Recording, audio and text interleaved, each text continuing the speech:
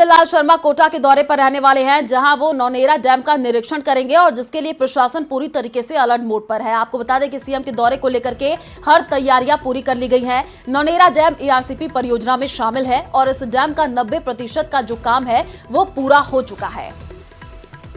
तो सीएम के दौरे को लेकर के प्रशासन पूरी तरीके से अलर्ट मोड पर है। नौनेरा डैम का 90% काम पूरा हो चुका है। ईआरसीपी परियोजना में नौनेरा डैम शामिल है। कोटा के दौरे पर सीएम भजन लाल शर्मा रहने वाले हैं। इस वक्त की ये बड़ी जानकारी आपको दे रहे हैं और काफी महत्वपूर्ण ये दौरा हो जाता है। ईआरसीपी परियोजना में नौनेरा डैम शामिल है। निरीक्षण करने के लिए सीएम भजन लाल शर्मा पहुंचेंगे। तो नौनेरा डैम का 90% जो काम वो पूरा हो चुका है। सीएम भजन लाल शर्मा निरीक्षण करने के लिए पहुंचेंगे आज कोटा। और देखिए सीएम के दौरे को लेकर के जो तैयारियां हैं वो भी पूरी कर ली गई हैं और तस्वीरें भी हम आपको दिखा रहे हैं। नौनेरा डैम का 90% जो काम है वो पूरा कर लिया गया है। ज्यादा जानकारी के लिए संवाददाता हिमांशु हमारे साथ फोन लाइन पर जुड़ चुके हैं। हिमांशु, सीएम भजन लाल शर्मा पहुंचेंगे और नौनेरा डैम का निरीक्षण करेंगे। 90% काम पूरा हो चुका है। कब तक पहुंचने का कार्यक्रम है सीएम भजन लाल शर्मा का? देखिए करीब करीब 2 बजे से 2:30 बजे के बीच में सीएम भजन लाल शर्मा कोटा के इटावा इलाके में नौनेरा एब्रा डैम पर पहुंचने वाले हैं। आपको बता दें कि बेहद महत्वपूर्ण ये डैम बेहद महत्वपूर्ण जो कहा जा सकता है कि इस इलाके की तकदीर और तस्वीर पूरी तरह से बदलने वाला ये डैम होगा, क्योंकि पूरा की पूरा इलाका सरसब्ज हो जाएगा। पूरी तरह से हरित क्रांति के दृष्टिकोण से बेहद महत्वपूर्ण ये पूरा की पूरा प्रोजेक्ट ईआरसीपी के तहत अब करीब करीब 90% इस पूरे डैम का काम पूरा हो गया है। जब खुद सीएम भजन लाल शर्मा इसका निरीक्षण करने के लिए पहुंचने वाले हैं तो ऐसे में तमाम जो तैयारियां हैं वो मुकम्मल कर ली गई हैं। खुद जिला कलेक्टर मौके पर मौजूद रहने वाले हैं, तमाम प्रशासनिक अधिकारी मौके पर मौजूद रहने वाले हैं। बांध का निर्माण कर रहे तमाम जो अधिकारी हैं वो यहाँ पर रहने वाले हैं। अस्थायी हेलीपैड बनाया गया है। बांध का निरीक्षण करने के साथ में तमाम जो अधिकारी हैं उनके साथ में सीएम भजन लाल शर्मा चर्चा करने वाले हैं। आपको बता दें कि डैम को लेकर के, क्योंकि करीब करीब जैसा कि हमने बताया 90% तक काम पूरा हो गया है और अंतिम दौर में इस पूरे डैम का काम बचा हुआ है और ऐसे में जल्द से जल्द इस काम को पूरा किया जाए, ताकि न केवल इस इलाके को बल्कि राजस्थान के और जिलों को इस डैम की वजह से जो फायदा है वो बहुत बेहद महत्वपूर्ण इसलिए भी हो जाता है कि जिस इलाके में ये डैम है नौनेरा एब्रा डैम, यहीं से सटा हुआ मध्य प्रदेश का इलाका भी है। तो पूरी तरह से कहा जा सकता है कि ना बिल्कुल हिमांशु, काफी महत्वपूर्ण ये दौरा हो जाता है सीएम भजन लाल शर्मा का। आप नजर बना करके रखिए, आगे आपसे अपडेट लेंगे। फिलहाल शुक्रिया तमाम जानकारी साझा करने के लिए। तो सीएम भजन लाल टोंक दौरे पर रहने वाले हैं, जहां वो इसरदा बांध का निरीक्षण करेंगे। इसरदा बांध की क्या खासियत है और इससे ईआरसीपी प्रोजेक्ट में क्या असर पड़ने वाला है, इसी पर समझिए हमारी खास रिपोर्ट। 31 पंप हाउस, 212 उच्च जलाशय टैंक का भी निर्माण होगा। सवाई माधोपुर समेत जिले के 150 गांवों में पीने का पानी पहुंचेगा। पीने और सिंचाई का पानी उपलब्ध करवाने के लिहाज से बन रहे इसरदा बांध का काम पिछले कुछ महीनों से दिन रात चल रहा है।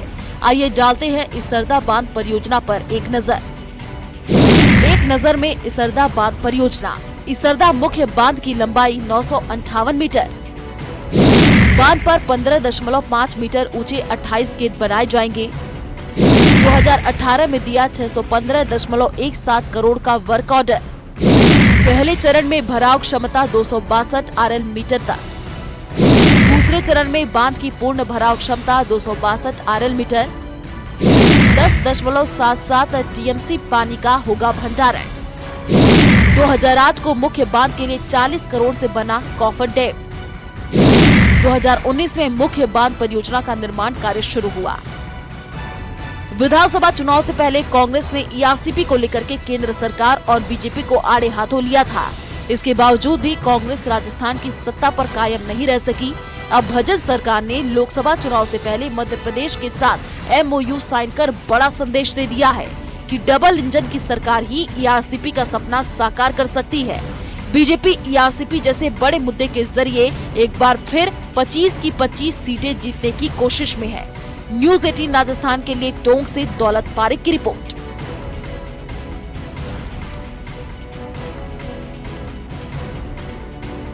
और अगली खबर अलवर से है, जहां लोकसभा चुनाव को लेकर के प्रदेश में भले ही कांग्रेस एकजुट होने का संदेश दे रही हो, लेकिन अलवर जिले में कांग्रेस के भीतर चल रही खींचतान सबके सामने आ गई है।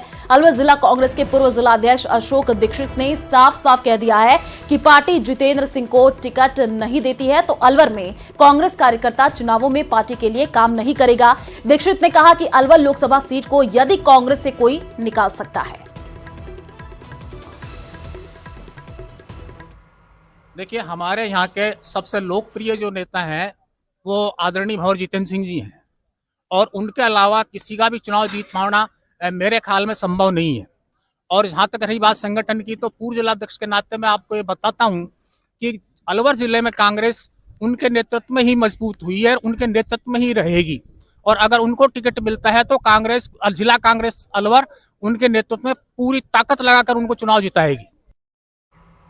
तो पाली के सुमेरपुर में कैबिनेट मंत्री जोराराम कुमावत ने नगरपालिका के पट्टा वितरण कार्यक्रम में शामिल हुए। इस मौके पर कैबिनेट मंत्री ने नगरपालिका प्रशासन की प्रशंसा करते हुए कहा कि पट्टे वितरण में नगरपालिका प्रशासन ने अच्छा काम किया है। पट्टे वितरण को लेकर के पहले नगरपालिका प्रशासन को राज्य और जिला स्तर पर सम्मानित किया जा चुका है। ओम प्रकाश दाधीच ने बताया कि कैबिनेट मंत्री के हाथों से करीबन 125 पट्टे वितरण किए गए हैं। पट्टा वितरण कार्यक्रम में बड़ी संख्या में स्थानीय लोग भी मौजूद रहे।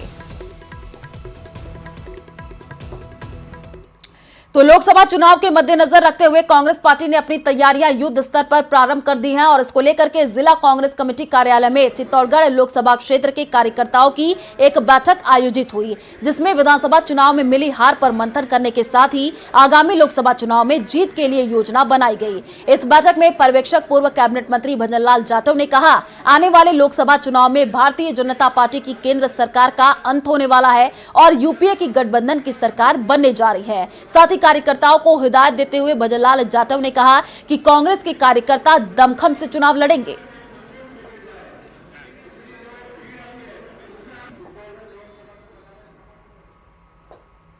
लोकतंत्र के अंदर चुनाव होता है, एक पार्टी हारती है, एक जीत जाती है। भारतीय जनता पार्टी को जनादेश राजस्थान में मिला और आज उनकी सरकार को तकरीबन 2 महीने के आसपास बने हुए हो गए। आज तक कोई उनका विजन तैयार हुआ नहीं। 100 दिन का जो उन्होंने विजन डॉक्यूमेंट तैयार करना था, कोई काम हुआ नहीं। पेंशन, वृद्ध पेंशन वगैरह जो और पेंशन है वो रुकी पड़ी हैं। मुख्यमंत्री चिरंजीवी योजना के तहत जो इलाज होना था वो नहीं हो पा रहा है। लोगों को बहुत सारे, चाहे वो PWD के काम है वो रुके पड़े हैं, PhD के काम है वो रुके हैं। सारे जो वर्क है एक तरह से पूरा से ठप है। तो निश्चित तौर पर जनता बहुत त्राही हो रही है। मंत्रियों के PS नहीं है, ऐसे नहीं है, PA नहीं है, तो ऐसा लग ही नहीं रहा कि राजस्थान में किसी पार्टी की सरकार बनी है।